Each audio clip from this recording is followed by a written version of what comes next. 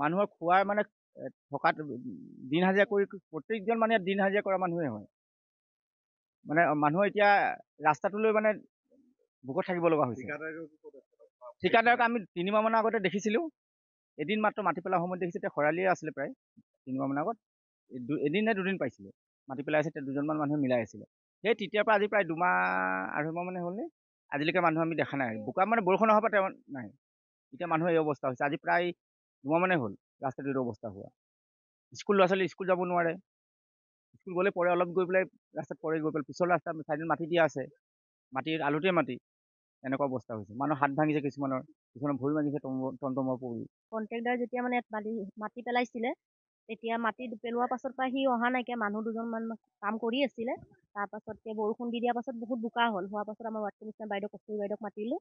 তাৰপৰা কস্তুৰী বাইদেউ কমপ্লেইন দিলে অফিচত। তাৰপিছত সেইগৰাকী আহি লৈ কৈছে বোলে আমাৰ যিখিনি মানে কাম কৰি থকা মানুহকেইটা এইকেইটা কলিয়াবৰৰ হয়, তো ঈদৰ কাৰণে সিহঁতি ঘৰলৈ যাব। আমি ঈদৰ পাছৰ পৰা আমি কামটো ষ্টাৰ্ট কৰিম বুলি ক'লে। তাৰপিছত ঈদৰ পাছৰ পৰা সিহঁতি অহা নাইকিয়া।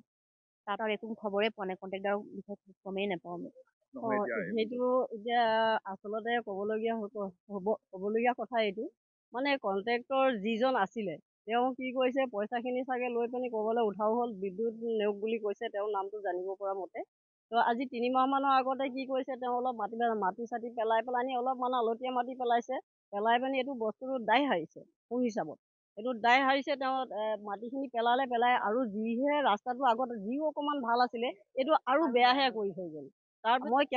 মই নিজে কেইবাবাৰো এপ্লিকেশ্যন দিছোঁ, অফিচত দিছোঁ, মিউনিচিপালিটি বৰ্ডত অফিচত দিছোঁ, বহুতখিনি আছে। কালিও মই এখন এপ্লিকেশ্যন দি আহিছোঁ।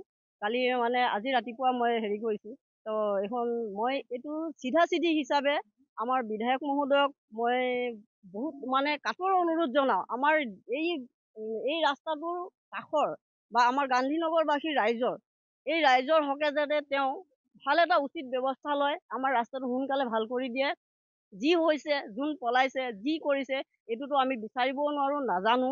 কিন্তু এতিয়া যিটো পৰিস্থিতি হৈছে, ইয়াত যদি এতিয়া কাৰো ডেথো হয় বা কিবা, এতিয়াতো দেখিছোঁ যে সৰু এটা বাচ্চা তাৰ হাতখন ভাঙিছে বুলি কৈছে এই ৰাস্তাটোতে পৰি। কিন্তু যদি নিজৰ দুৱাৰমুখতে যদি ল'ৰা ছোৱালী যদি কোনো ছিকিউৰিটি নাই, তেতিয়াহ'লে অলপ দূৰ গ'লে মানে কি হ'ব, তাত যদি পৰি থাকে কোনো ইয়াৰ পৰা কিবা এতিয়া এম্বুলেঞ্চটো মানে ইয়াতে ৰাস্তাটো মানুহ ডেলিভাৰী কৰক, হেৰি হওক, যিকোনো বস্তু মানে কোনো ৰকমতে ইয়াৰ পৰা বাচি যাব নোৱাৰে।